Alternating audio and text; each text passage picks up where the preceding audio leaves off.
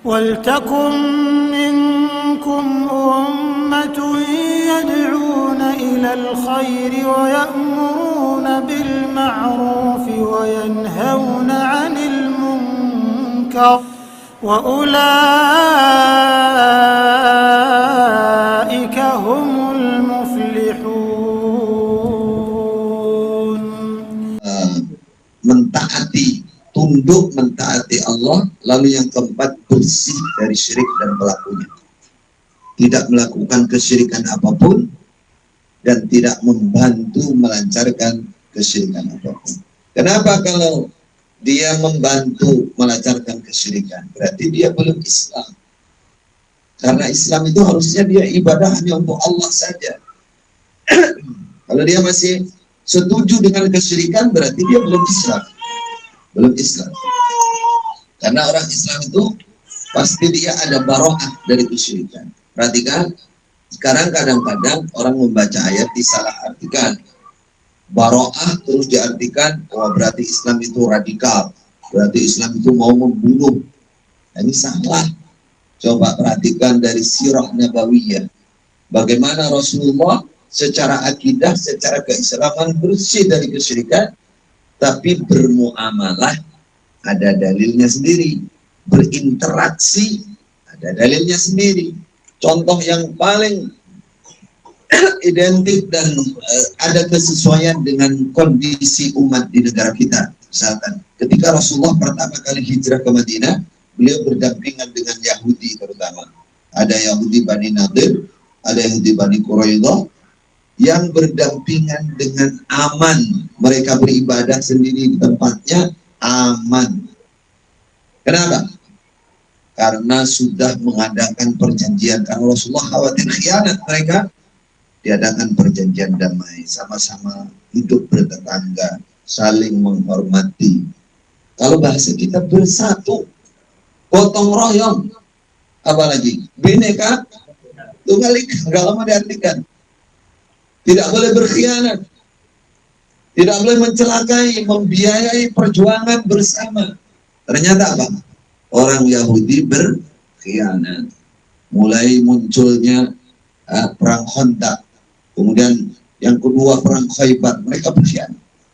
Sehingga mereka terusir dari Madinah, akhirnya terusir dari Madinah. Seandainya mereka baik-baik, bermuamalah, berinteraksi dengan non-muslim, itu sudah ada aturannya. Tidak ada aturan yang lebih damai daripada Islam. Tidak ada aturan yang lebih belas kasih daripada Islam. Tidak ada di dunia ini, nggak ada. Nggak ada. Makanya harus belajar sirah. Ya, dulu kita belajar sirah apa enggak? Sirah ada, sirah Nur Hasaniyah, bukan sirah Nabawiyah. Ini salahnya. Kalau kita kenal perjalanan hidup Nabi, ulama mengeluarkan intisarinya, mengeluarkan fikih sirah, Masya Allah.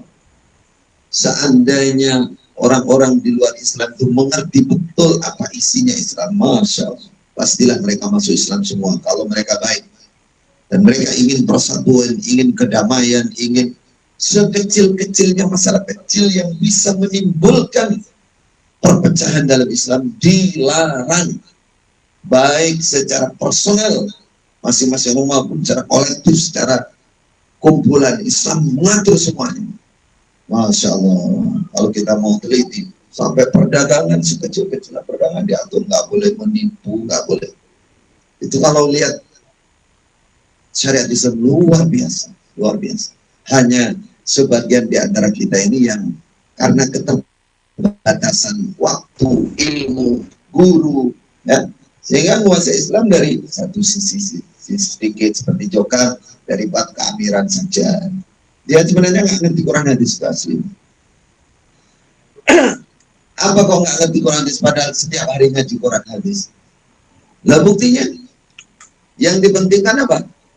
Masalah keamiran tak itu, bayat, taat, ijtihad, itu mudah ya. Cara Jawa kan, untuk yang digeluti tiap hari terus itu berarti kan ngertinya itu Pak.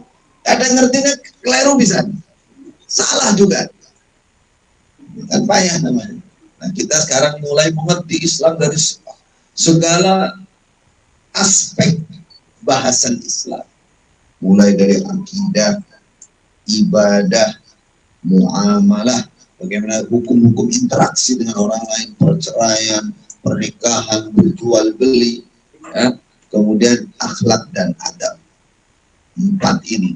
Kuasa ini semua, tidak akan ada yang lebih baik daripada orang Islam. Wa innaka la'ala khuluqin 'azim. Sungguh kamu Muhammad berada dalam akhlak budi pekerti yang sangat agung. Laqad kana lakum fi Rasulillah uswatun hasanah. Baik. Rukun Islam tadi sudah kita bahas. Nanti bisa dibaca sendiri di rumah.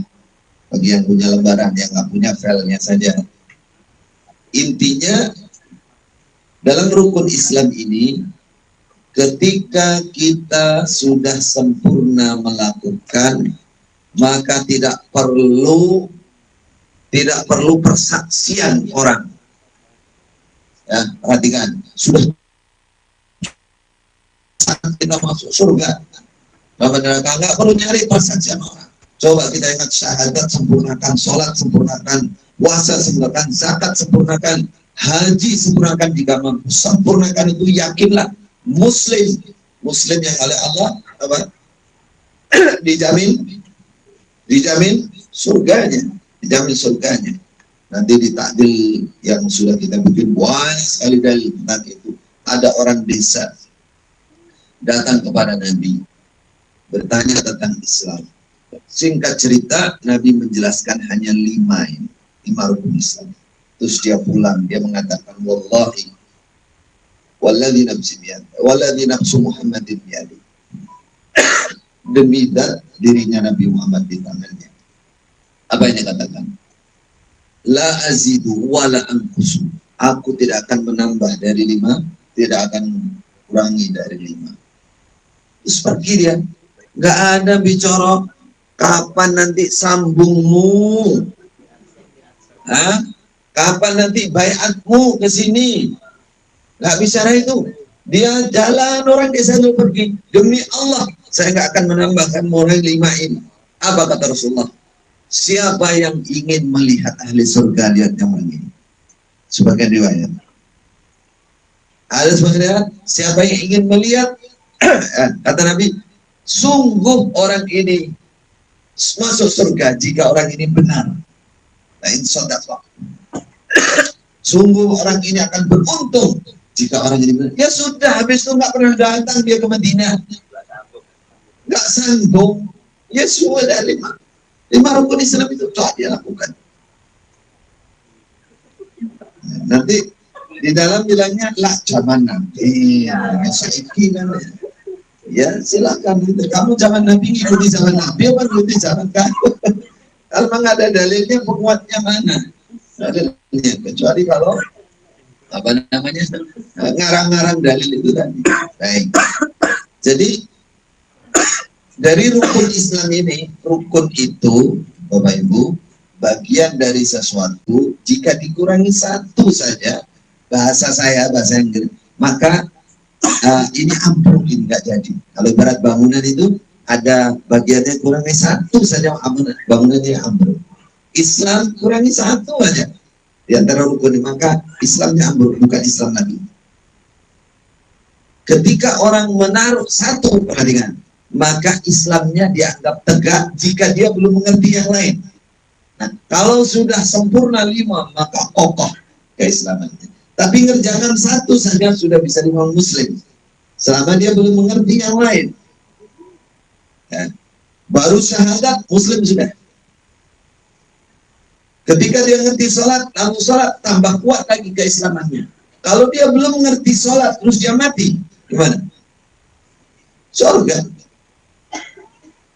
Rasulullah mengatakan kepada paman beliau, apa? Paman, katakan la ilaha illallah. Saya bela engkau paman, bisa masuk surga besok. Berarti kalau dibela oleh Nabi, berarti ini orang masuk Islam. Kejadian banyak, ada orang Yahudi oleh Nabi dibilang, qul la ilaha illallah, katakan la ilaha illallah. Apa kata Nabi setelah orang ini mati? Untungnya hanya mengucapkan la ilaha illallah sedikit, tapi dia sudah masuk surga. Untung banget. Belum sholat, belum puasa, belum tahu dia, belum ngerti. Besok di akhir zaman, hadis sahih Muslim, orang kenal la ilaha illallah tak. Kata Hudzaifah Ibnu Yaman, dia bersumpah, pasti la ilaha illallah menyelamatkan dia, karena dia ngertinya hanya la ilaha illallah. Dan seterusnya, banyak sekali dalilnya. Makna la ilaha illallah dipahami. Kemudian nawaqid Islam di sini silakan dibaca. Kalau diperinci ini sampai jam berapa di sini? 8:30 ya. Oh, 9. Baik. Jadi kita singkat dulu, ini masalah iman ya, tadi Islam. Iman, halaman 5. Iman itu secara bahasa membenarkan, yang ada kaitannya dengan makna secara istilah.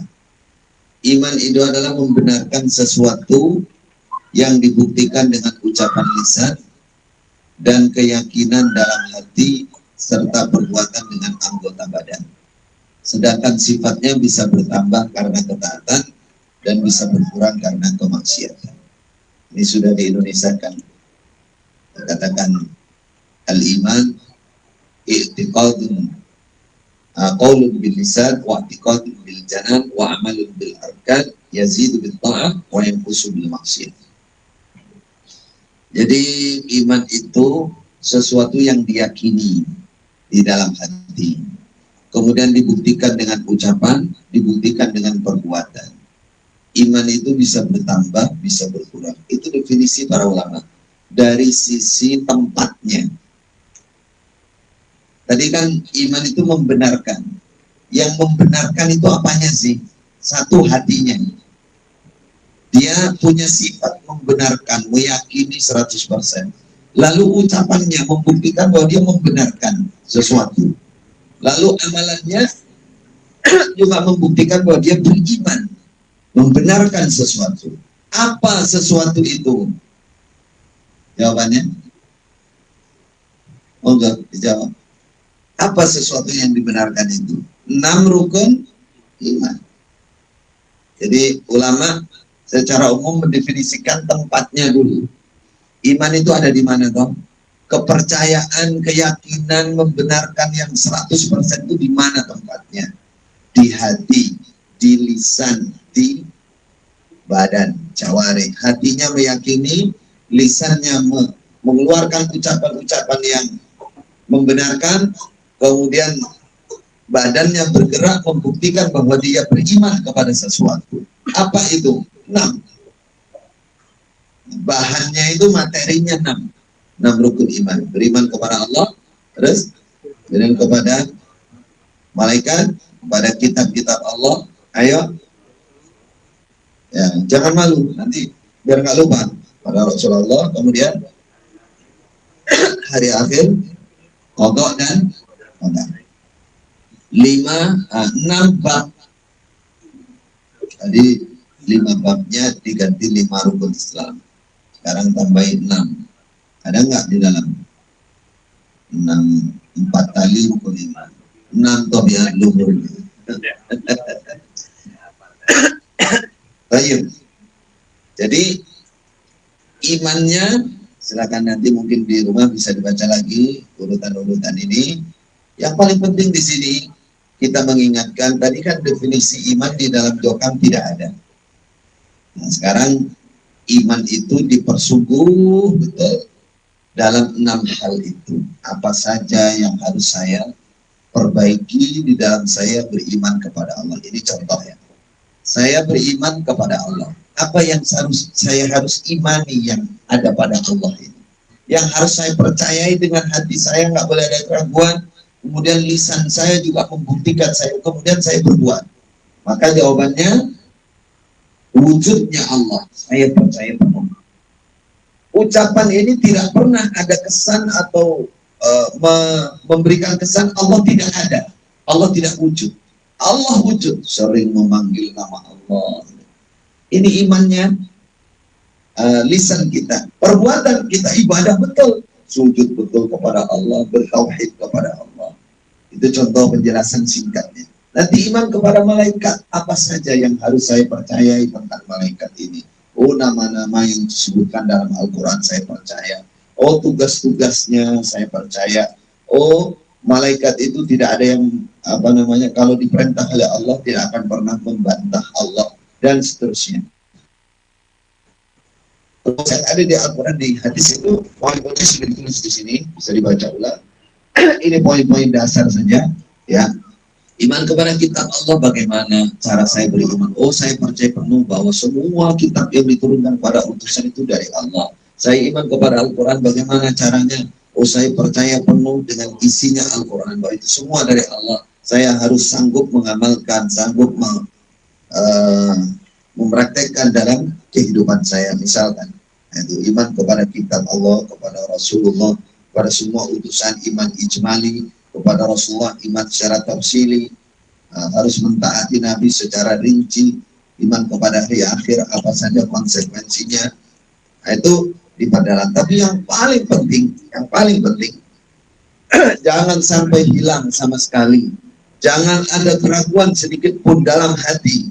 Karena para ulama mengatakan ketika itu dikumpulkan, maka yang dominan antara Islam dan iman, kalau iman itu dikumpulkan dengan Islam, maka bicara hati. Lebih khusus, takhusus, spesifik kepada masalah hati. Jadi yang kita ingatkan dari para ulama, ya, pokoknya jangan sampai ada keraguan di dalam hatimu tentang Allah, tentang malaikat Allah, tentang kitab Allah, tentang utusan Allah, tentang hari akhir, tentang qada dan qadar, mulai dari alam kubur. Gak ada keraguan sama sekali yang diterangkan oleh Rasul, kita percaya bahwa itu yang harus dipertahankan. Jangan sampai kehilangan, karena itu rukun. Rukunnya iman, hilang satu bisa hilang semuanya, bisa kehilangan keimanan. Baik. Terakhir di sini, karena waktu akan kita tutup dengan tanya jawab ya. Karena ini biar hidup. Sayangnya ini seharusnya dibaca sendiri dulu sebelum dibahas. Ayo. Takdilnya 4 kali keimanan ini nomor 10 ya, nomor 10. Bahasan terakhir ini bahwa 4 kali pengikat keimanan menurut Jokar, aslinya apa enggak? Bersyukur, mempersungguh, mengagungkan, berdoa.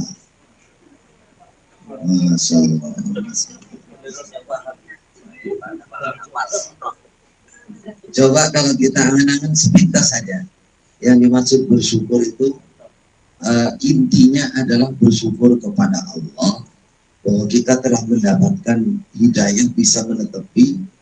Ya, ada nggak bayangan selain itu di antara kita dulu? Nggak ada, karena ini bicara keimanan, maka yang disyukuri datang. Alhamdulillah, aku sudah bayar. Bahkan aku ini bayar di Mekah. Di Mekah ketika aku haji, serasa udah mantap. Nah, yang ada di benaknya itu bersyukur kepada Bapak Imam. Seandainya tidak pulang ke Indonesia, sudahlah pokoknya. Jahiliyah semua, haram hidupnya semua, mati masuk neraka semua. Itu saudara, tetap begitu aja. Sampai terakhir saya ketemu, saya mulai curiga itu ketika berguru kepada Syekh Husain As-Sabbah dari Mesir, ulama doktor bacaan Al-Quran, ahli qiraah dari Mesir, bacaan 30, bertugas di Malaysia waktu itu. Mesir, orang Arab. Mesir itu orang Arab. Jangan dikira orang Samudra, Mesir orang Arab itu. Mesir malah kumpulannya temannya, ya Nabi Musa di sana, nabi-nabi banyak di sana, Nabi Yusuf di sana, Mesir. Jadi itu ilmunya diambil. berguru. Saya yang membuka dulu. Makanya saya kalau ingat saya sekarang itu saya yang buka. Yang bungkan itu waktu itu Ikhwan Abdillah, Pak Ikhwan, Pak Maludin yang dianggap. Kemudian ada satu lagi, saya kata Pak Hamid. Setelah saya hubungkan, saya tinggalkan pulang ke Indonesia. Habis itu disimpan juga, dirahasiakan. Seakan-akan itu kesannya itu ilmunya nggak dapat dari Mesir. Padahal itu dari Mesir, dari Al-Azhar, Universitas Al-Azhar. Saya ini karena waktu itu saya masih doktrin isnad itu masih kental ya. Pertemuan pertama saya sumpah guru itu, saya Husain, wallahi indaka as-sanad al-muttasil bil qiraat hada ma indak. Saya baru pulang dari Mekah waktu itu. Baru nginep ngapalin Quran 2 tahun di sana. Jadi waktu itu ya masih nggak kemana-mana, tapi saya masih terdoktrin isnad itu. Katanya saya, baik ya saya, Alhamdulillah wujud ada fi. Ngomong apa ini? Nggak ada di sini di Malaysia, tapi nanti kamu belajar dulu. Kalau ada, kalau sudah selesai nanti saya kasih. Ya, terus akhirnya saya pulang karena saya sudah terburu-buru ingin menikah dengan itu belakang. Waktu itu 97. Dan saya nggak balik lagi. Itu yang saya ambil begini. Apa ya? Bersyukur. Tadi babnya syukur ya. Kita dapatkan di jamaah yang apa ya? Mangkul, musnah, muntasib. Orang dibikin apa ya? Halu. Dibikin jadi sahibu halu. Ahli halu. Ya, nggak ditunjukkan buktinya, nggak ada. Yang namanya sanad Quran itu nggak ada.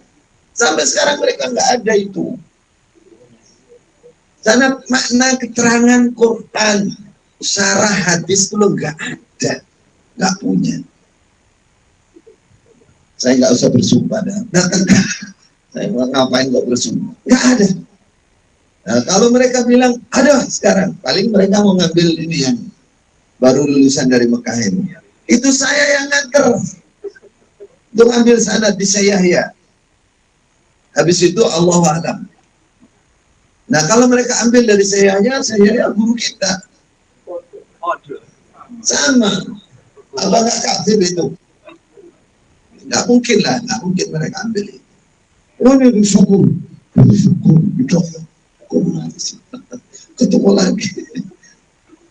Mempersungguh. Coba kita bayangkan dulu disuruh bersungguh, kira-kira apa lah bersungguhnya?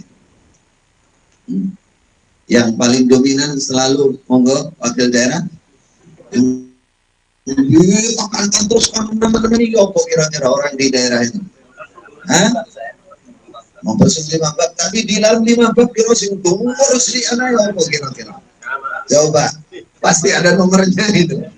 Sambung datang ngaji itu. Persidangan wayah amal soleh, wayah ampun kata kau boleh itu. Apa yang kedua? Persenan, ngurusin itu. Ya. Saya ketika ini, begini, saya lupa gila ini. Tadi mulai masuk baru saya ingat, jangan ke sini nih. Pernah mungkin 6 tahun atau 7 tahun lalu, waktu itu bersama Syekh Abdullah dari Abdul Hasil, pernah di situ. Dibawa oleh saudara kuliah yang masih bertahan di dalam itu.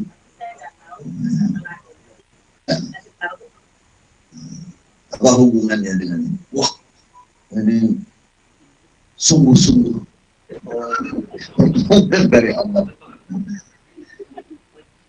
Coba dan semua yang terutama yang punya kelebihan harta, coba yang diurusin sama ini ditanya apa persenan sama sedekahnya. Apa terus kalau kayak begitu sebenarnya? Oke, itu dikumpulkan. Terus kemana? Ke pusat. Pakai apa? Nggak tahu kan? Jangankan sampean, saya aja nggak tahu. saya nggak tahu. Pakai apa? Kalau orang akuntansi, orang ahli keuangan kalau ngitung ini katanya sudah hijrah dari Bandung.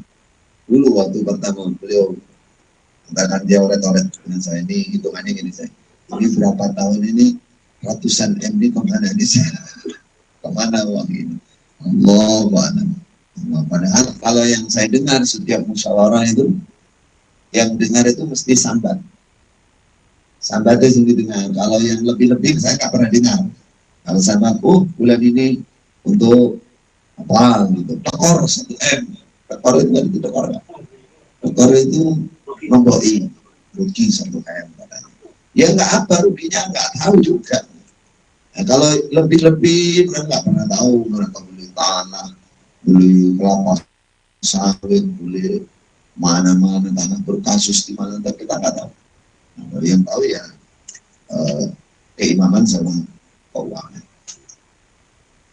Intinya mempersungguhlah. Coba kita bayangkan dulu, kita suruh mempersungguh. Dalilnya pakai walladzina jahadu fina lanahdiyanahum subulana. Mengagungkan, coba yang dominan apa kira-kira? Yang ada di benak kita saat itu. Allah Rasul nggak tahu caranya mengagungkan Allah Rasul, nggak ngerti, kita nggak dirinci. Padahal mengagungkan Allah Rasul itu rinciannya para ulama dalam berarti kita nggak pernah diajari. Makanya mengagungkan Allah Rasul paling ada Quran diagungkan, jangan taruh sembarangan. Tapi yang dominan apa?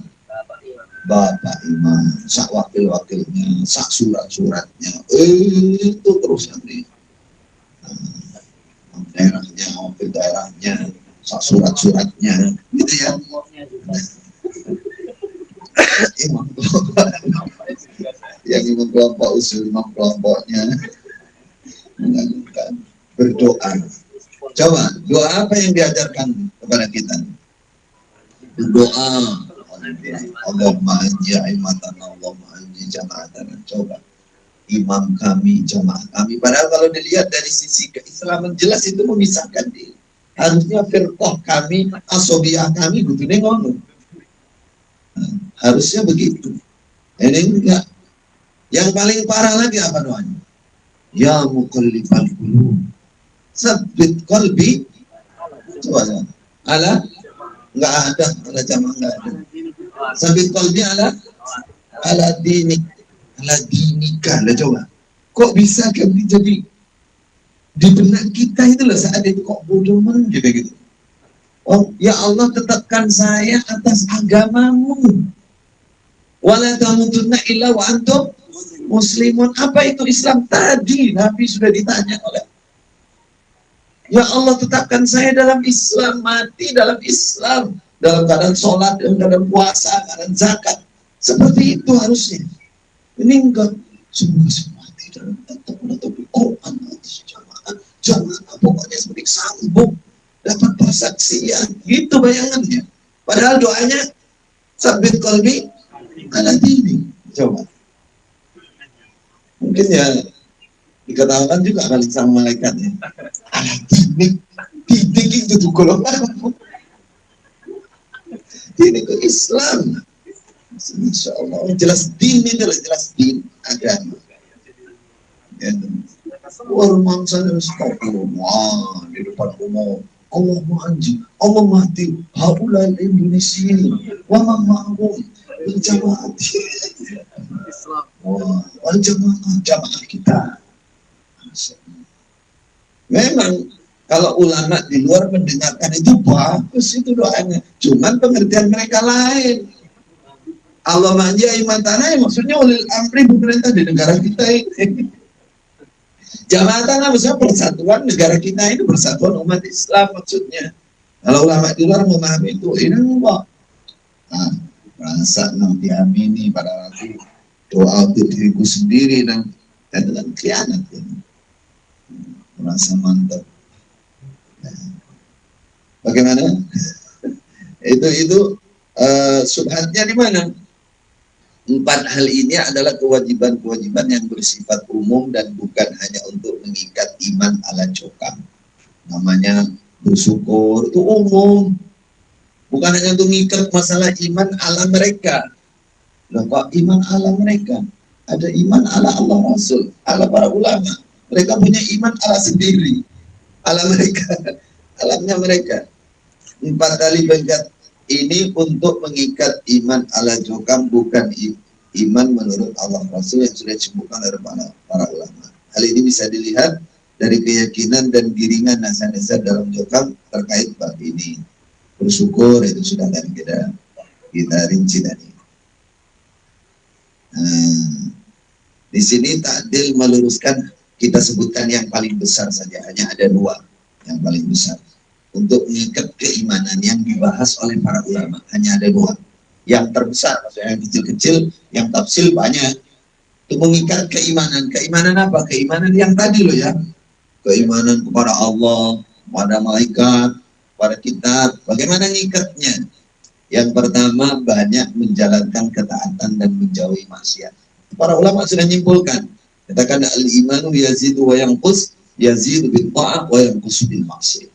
Kalau kamu ingin tetap dalam keimanan, seringlah lakukan ketaatan. Tingkatkan ketaatan kepada Allah. Lakukan ibadah yang banyak, jauhi kemaksiatan. Itu yang dibahas oleh para ulama. Kalau kamu banyak maksiat, tidak banyak ketaatan, maka imanmu akan berkurang, nggak keikat. Bisa lepas, bisa lepas iman. Yang kedua, menjaga dan menguatkan tauhid. Itu yang paling, ini dua hal yang paling dijaga oleh para ulama. Kalau kamu ingin tetap iman kamu, perhatikan yang terbesar ya adalah masalah tauhid. Wa may yakfur bit-taghut wa yu'min billah faqad istamsaka bil urwatil wuthqa. Siapa yang kufur dengan taghut dan hanya beriman kepada Allah, ini namanya bertauhid. Segala ibadahnya tidak ada terbersit taghut sama sekali di pikirannya. Hanya Allah saja. Berarti dia faqad istamsaka bil urwatil wuthqa. Dia berpegang teguh dengan tali ikat yang kuat. Lam fisama laha, tidak akan pernah putus tali itu. Imannya akan pernah hilang. Ketika tauhid dijaga betul. Dijaga sekecil-kecilnya ibadah itu, dijaga tauhidnya kepada Allah. Hanya untuk Allah, cari ridha Allah. Jadi silakan dilihat Imam Ibnu Katsir mengatakan faqad istamsaka bil urwatil wuthqa lam fisalam ala wallahu sami'un alim. Ay man khala al-andad wal awthad wa ma yad'u ilayhi syaitan min ibadati kulli ma yu'bad min dunillah wa wahhada Allah fa'abadahu wahdahu wa syahida an la ilaha illallah faqad istamsaka bil urwatil wuthqa faqad sabata fi amri wastaqama ala tariqatil musla was-siratil mustaqim. Kata Imam Ibnu Katsir, sungguh dia akan kuat di dalam perkara dia, agama dia, iman dia, dan dia akan istiqamah dalam jalan yang kuat dan jalan yang lurus. Itu menurut yang saya baca, yang saya dengar dari ayat Quran, dari hadis, dua hal ini yang terbesar untuk menjaga iman. Secara umum kita usaha meningkatkan kebaikan-kebaikan, perbanyak ya, tingkatkan kualitas dan kuantitasnya, itu akan meningkatkan iman kita. Dalilnya sangat banyak nanti di Quran, di hadis. Wa idza tuliyat alaihim ayatuhu zadatuhum imana jaddidu imanakum biqauli la ilaha illallah. Itu namanya rincian. Tapi intinya itu ketaatan kepada Allah. Taatan ditingkatkan, maka iman akan semakin kuat. Yang kedua adalah tauhid kepada Allah. Alhamdulillah. Semoga ini bisa menjadi bahan masukan pada ini untuk menghilangkan subhat-subhat kita di masa lalu. Silakan jika ada pertanyaan yang perlu dijawab atau diperjelas.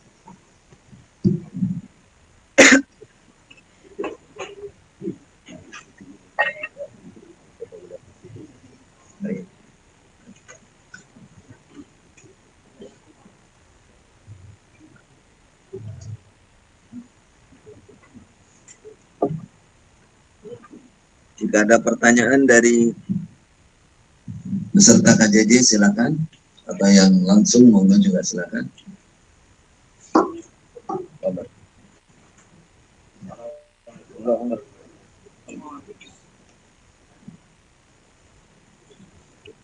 Assalamualaikum warahmatullahi wabarakatuh. Menyampaikan titipan pertanyaan. Apa hukumnya syukur pada perantara agama? Karena selama kajian di sini tidak pernah terdengar mengucapkan syukur kepada perantara agama. Itu masalah. Baik.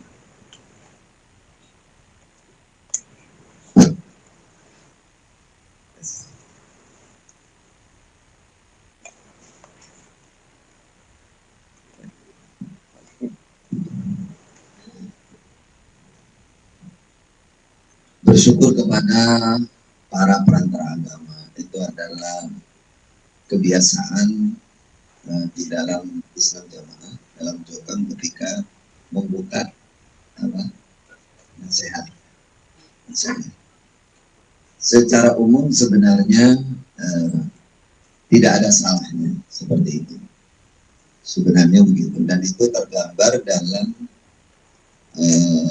muqaddimah sebenarnya. Karena ada sallallahu ala nabiyina Muhammadin wa ala alihi wa sahbihi wa man tabi'ahum bi ihsanin ila yaumiddin. Itu bisa bermakna kan semoga Allah merahmati Nabi Muhammad, para sahabat dan orang-orang yang mengikuti. Gitu. Namun di Jokam itu kebablasan. Pertama kebablasan itu kalau tidak ada seperti itunya seakan coba nih para penasihat dulu, kayak nggak enak kan, kayak seakan wajib harus begitu. Nah ini dia yang menjadi syubhat jadinya, menjadi syubhat. Adapun kok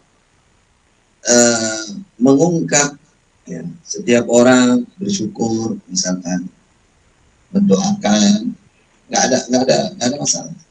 Tapi merutinkan kayak seakan harus, kalau nggak begitu terus, nah ini tidak benar. Jadi sekali waktu kita juga mendengar dari Syekh Masjidil Haram kadang dalam khutbah, cuma dia bisa dikata jarang sekali, karena sudah cukup seperti contoh dari para ulama yang ada di dalam muqaddimah itu biasanya.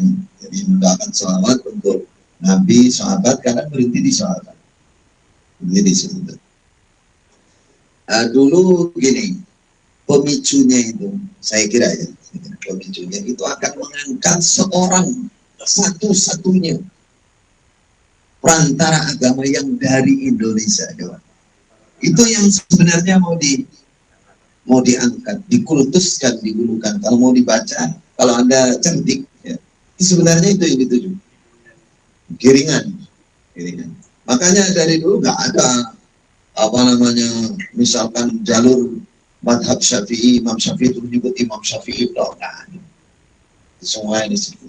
Anda harus tahu itu. Sekarang bisa menilai kita. Oh ini maksudnya, arahnya di sini.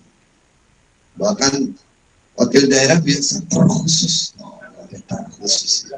antara tunggal, wakil khusus, terutama mengalahkan sahabat, mengalahkan Nabi, kok terutama. Nah, bisa dibaca itu ya, dan itu biasa-biasa saja. Kalau kewajiban bersyukur kepada orang yang berbuat baik kepada kita, ya itu sifatnya umum. Kita takdil kesalahannya supaya kita nggak terulang.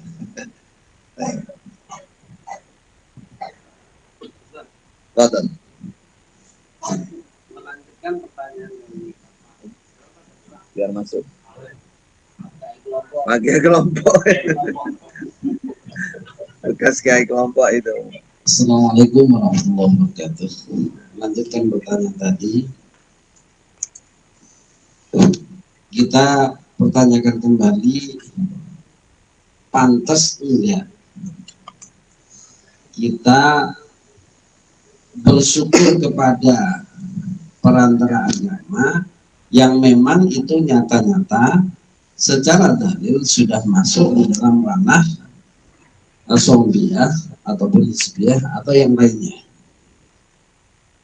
Itu mungkin Ustadz yang menjadi pertanyaan, karena kita sudah mengerti dan memahami bahwa kita digiring untuk bisa ke arah sana, padahal sebenarnya kita sudah mengerti ini sesuatu yang memang sudah menyimpang. Demikian. Assalamualaikum warahmatullahi wabarakatuh. Baik. Yang nanya pertama tadi itu bekas imam kelompok. Kalau yang ini bekas mubalik daerah. Kan terus terang, ulamanya daerah itu. Pejabat daerah semua. Baik, jadi yang kita takdil seperti pertanyaan tadi. Jadi kalau bersyukur kepada orang yang berbuat baik kepada kita, itu memang kewajiban kita. Itu memang kewajiban kita. Namun yang dimaksud bersyukur, ya, tidak ada tuntunan dari zaman Rasulullah untuk diungkap di permukaan, itu tidak ada. Cukup pribadinya masing-masing. Bahkan di awal-awal Islam, ya, orang yang berhasil dakwah terus insaf masuk Islam, bukan masuk jamaah, masuk Islam. Itu awal Islam itu bisa mewaris, saking jasa itu jasa yang paling besar. Itu harus berterima kasih. Tapi itu mansub dengan ayat waris. Dengan ayat waris. Artinya kesimpulannya, bersyukur kepada orang yang berbuat untuk kita itu keharusan, menjadi tanggung jawab kita. Namun jangan dikatakan bersyukur itu harus berucap di depan umum, di luar selanjutnya. Bersyukur, misalkan ya, bersyukur kepada Imam Al-Bukhari, mempersungguh mendalami Sahih Bukhari, itu sudah bersyukur.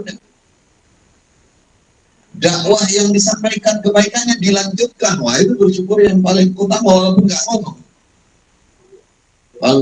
Nah, kalau diomong ini loh, kalau diomong itu terus ada apa kok dikhususkan?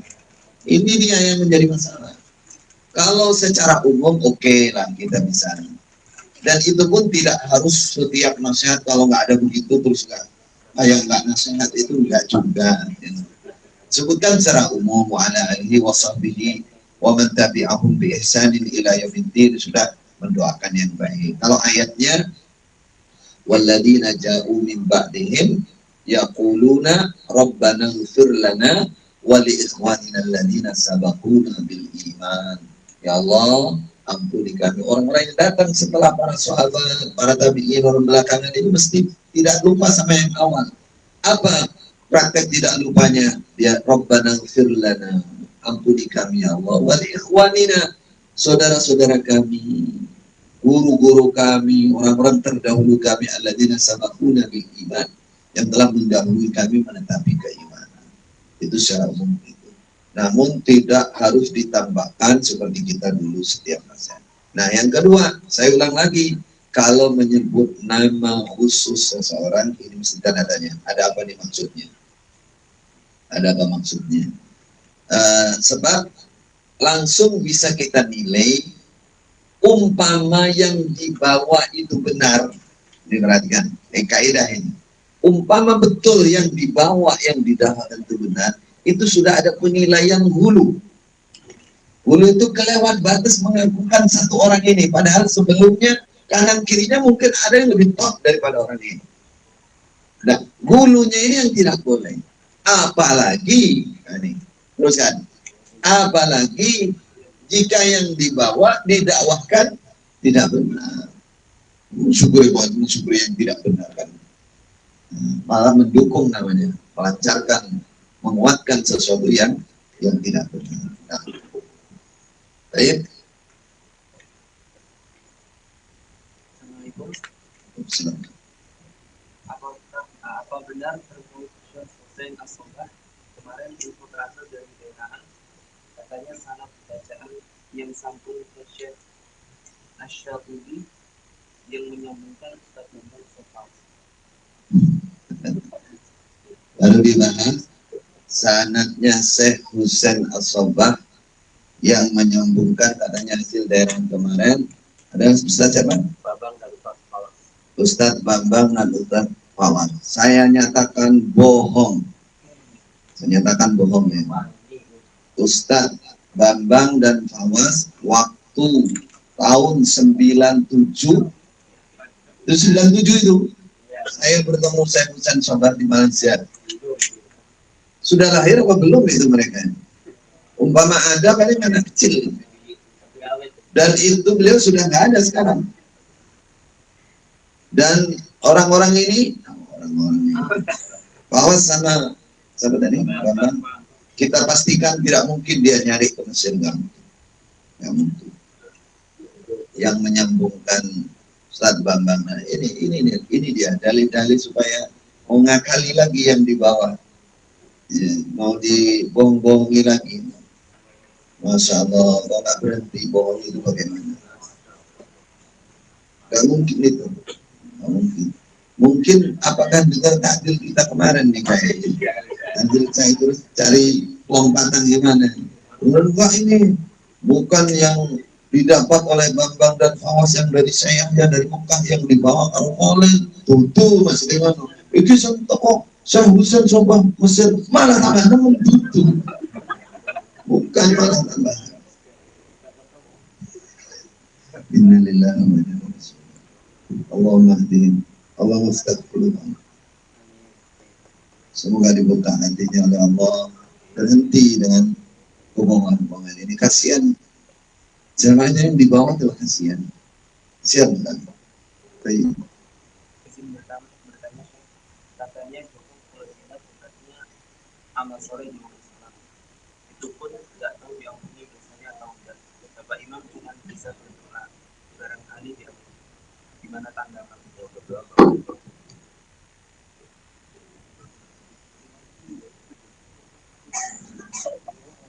Pelanggaran hak berzina, katanya berarti ini agak diperhalus sekarang karena khawatir diserang. Halus katanya apa itu? Bapak Imam hanya mendoakan saja, tidak memastikan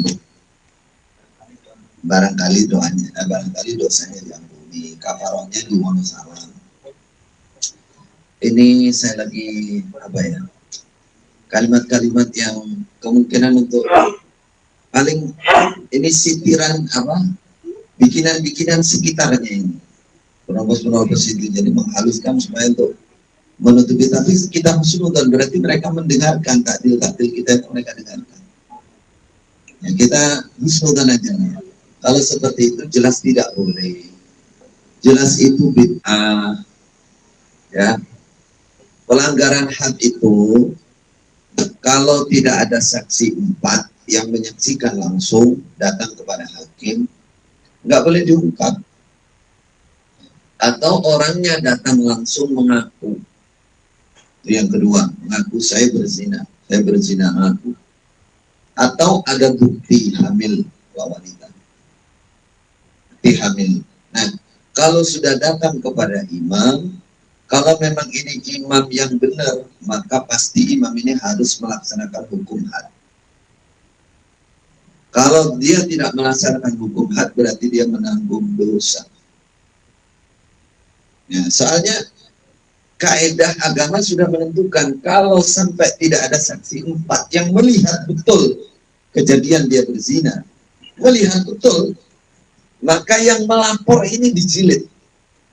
Yang melapor itu. Jadi kalau nggak, artinya agama kita itu hukum had pun itu betul-betul dijaga kerahasiaannya. Dijaga. Ada orang datang zaman Khalifah Umar, dia lapor, Khalifah Umar, putri saya ini telah berbuat salah, melakukan zina, sekarang dilamar orang, apakah harus saya sampaikan masalah ini? Kata Khalifah Umar, jangan kamu buka rahasia dia dengan Allah. Kalau dia sudah bertobat, dia sudah urusan dia sama Allah. Itu contoh. Artinya beginilah, ini dijauhkan malah dia etra-etra ini, malah dibuka, malah ditulis, disuruh melengkapi, dicium berapa kali dia.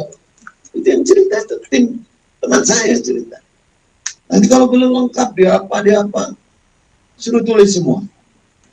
Berapa kali, di mana. Habis itu baru dikira-kira, kira-kira kafarohnya berapa ratus ribu ini pantasnya. Saya pulang dari Mekah itu sudah terus, janganlah. Umpama kita nggak usah yang kafaroh kayak begini ya, cukup dikumpulkan, diajari bertobat seumur hidup dia. Saya usulnya dulu begitu, udah nggak usah dilaporkan ke siapa-siapa. Kalau memang harus dikumpulkan, udah nasihat umum, dikasih makalah, gini caranya tobat seumur hidupmu, lakukan ini, udah suruh pulang. Saya masih urusan dia dengan Allah sudah. Caranya bertobat supaya menyesali perbuatannya, tidak ingin mengerjakan lagi, mencari pulihan itu sudah banyak benernya. Nggak usah dibatasi. Kalau mau dikasih tahu, silakan umroh, silakan haji, silakan mengerjakan zikir ini, tulis hadisnya yang bisa menghapus dosa-dosa besar. Seumur hidup kamu silakan, udah urusan kamu dengan Allah selesai. Ini kan enggak. Seakan zamannya kalau nggak laporan, nggak ada pintu tobat. Nah ini dia. Jadi bid'ah semua, mirip Nasrani.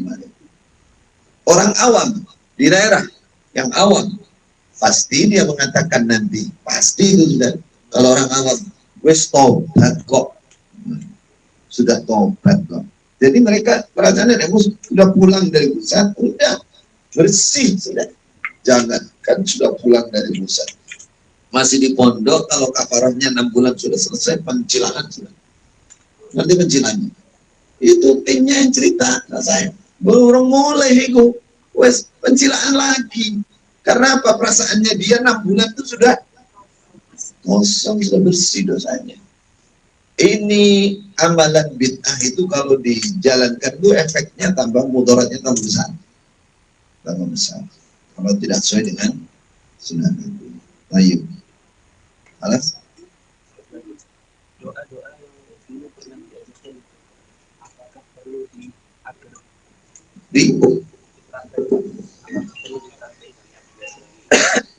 Doa-doa yang dulu diajarkan di Jokang, apakah perlu jalan? Ya upgrade lagi lah. Ya intinya pertama gini, doa itu yang penting isinya baik, memohon kepada Allah ikhlas. Apa saja bahasanya, isinya baik, itu silahkan, bebas. Apa saja bahasanya. Itu lalu berdoa. Yang penting isinya baik. Yang tidak baik apa contohnya? Kata Rasulullah, fihi ismun wa qati'atur rahim. Contohnya, doa yang di dalamnya ada nilai dosa dan maksiat. Ya Allah, mudah-mudahan si CRK itu mampus, tabrak, padahal sama-sama muslim. Dulu doa dosa itu. Saudara sama-sama muslim kok mampus ini. Itu namanya atau memutus famili. Itu yang dicontohkan di hadis doa. Doa yang maksiat, doa yang tidak baik itu tidak dikabulkan oleh Allah. Yang penting doa itu baik. Nah, sekarang yang dipakai di waktu di Jokam itu, lihat maknanya, kalau baik, kalau benar, tak apa-apa dipakai. Apalagi ada hadisnya. Tapi kalau maknanya nggak benar, contohnya tadi, Allah manjai makanan, Allah manjai jabatan, konsentrasinya kepada golongannya sendiri, lah itu jadi nggak baik. Tapi kalau aimatana itu pemimpin kami, penguasa kami, benar, apa-apa boleh amri kami. Jamaatannya, jamaah seluruh umat Islam, misalkan boleh. Ya, kelas sambung. Baik, insya Allah kita tutup. Allah.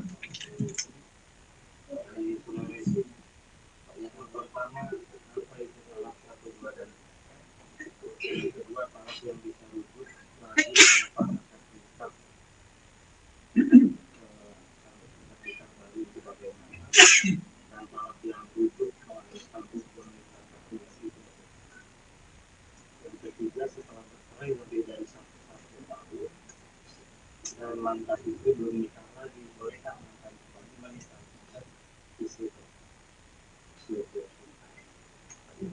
Wah, ini fikih. pernikahan dan perceraian.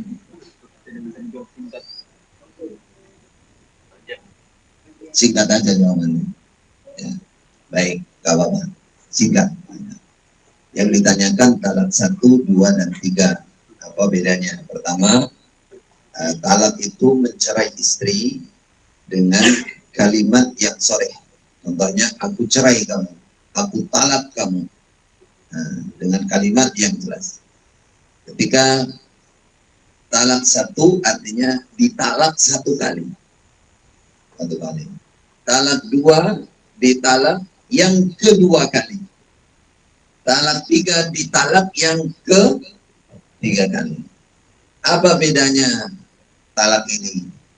Talak 1 ya, dan talak 2 dalam masa iddah bisa rujuk tanpa nikah. Hanya aku kembali kepadamu, dipersiapkan, dipersaksikan, rojak tuki. Dalam masa iddah, iddahnya dalam masa iddah itu kalau wanita hamil sebelum melahirkan. Kalau wanita haid 3 kali haidan atau 3 kali sucian. Wanita tidak haid 3 bulan. Sebelum itu selesai, dalam talak 1 dan 2 itu boleh suami langsung bilang aku balik padamu. Nggak usah nikah lagi, rojak tuki. Talak 1 dan 2. Kalau talak 3, ketika dia mengucapkan talak yang ketiga, talak tuki, langsung tidak bisa rujuk. Kecuali kalau istri ini selesai iddahnya, dia nikah sama orang lain, kebetulan orang lain ini mati atau mencerai, maka ini bisa balen dengan nikah baru. Nikah baru dengan bekas suami yang pertama. Itu intinya. Kemudian di luar masa iddah, dalam talak 1 dan 2 sekalipun, tadi kan dibahas dalam masa iddah kan, bisa rojak tuki. Tapi kalau sudah di luar iddah tidak bisa rojak tuki. Harus nikah lagi jika si bekas istri ini mau melamar lagi. Dalam talak 1 dan 2. Jadi tadi yang bisa rujuk lagi talak 1 dan 2 dalam masa iddah. Mama sekarang dicerai, berapa menit lagi dirujuk? Boleh kan dalam masa iddah? Atau ditunggu sampai mau habis 3 sucian baru dirujuk? Boleh. Tapi kalau sudah lewat 3 sucian, lewat 3 bulan, sudah melahirkan, maka sudah selesai iddahnya, nggak bisa rojak tuki, nggak bisa, karena itu sudah orang lain. Namanya al-ba'in, wanita yang sudah habis iddahnya, sudah putus. Dikatakan al-ba'in al-ula, sughra, putus kecil, dia masih bisa nikah dengan nikah baru. Kalau yang talak 3 itu namanya ba'in kubra, putus yang besar, nggak bisa nikah. Nggak bisa nikah walaupun nikah baru nggak bisa. Kecuali kalau dia kawin sama orang lain, dicerai atau ditinggal, baru bisa balik ke suami. Insya Allah itu. Mudah-mudahan Allah berkahi kita semua. Satu lagi. Lanjutannya. Ya, satu. Yang sudah lama menurut mankulnya itu tadi yang tolak 1, tolak 2 dan masih dalam.